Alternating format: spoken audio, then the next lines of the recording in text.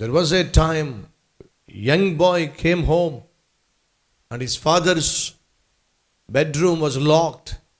This young boy tried to find out what his father was doing inside.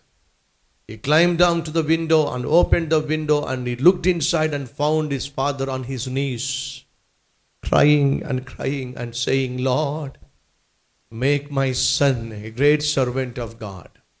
Make my son a great servant of God. He has to become a great missionary. Whenever son comes home, he will find his father on his knees.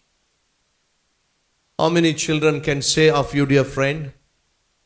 Can your son say this? Whenever I come home, I find my father praying. I find my mother praying. Can your son say that? Many times when your children come home, he will find you and your wife fighting together. They'll always see a war at home, a battle at home. They do not know how to behave. They do not know how to love each other. They always fight. They always quarrel. They create such a hell in our house. But still they call to be Christians. Can your children say this? Whenever we go home, we see a godly atmosphere. We see godly parents. We see godliness in our house. My father always talks about God. My mother always teaches about godly things. We are so blessed with parents who love God and who teach us about God. Can your children witness about you this way? But this young boy can say that whenever I go home, I find my father on his knees, praying for me, asking God that I should become a missionary. Finally, he became a seminary student. He finished his graduation. He came out, and readily there was a job available to be a pastor in Boston City.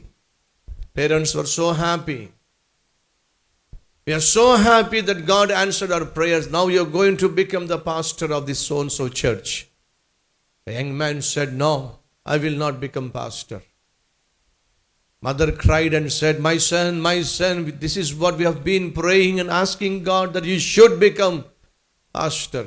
The son said, Mommy or mother, I said, I don't want to become pastor to this church. The reason is this. I want to go to the place where Christ was never preached.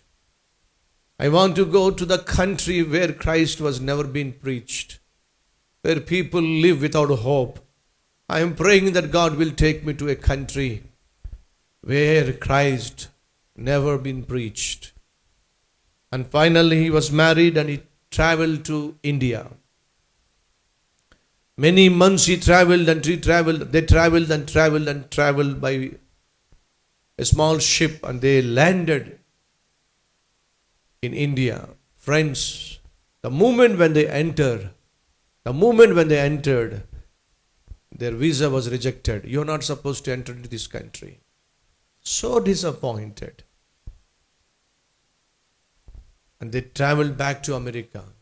After some time again they prayed and prayed and prayed. Again they came to India. Britishers were ruling in those days. They rejected their entry once again. Even the third attempt, this young preacher wanted to enter into India, failed. But then he ended up landing in a country called Burma. He went to Burma. He preached about Jesus Christ. He was imprisoned there. He was chained in the prison. And finally he was set free. And he went back to Burma, to the place where he preached earlier, where he planted his church earlier. He found a lady coming in front of him, and he asked that lady, there used to be my wife here. I don't find her now.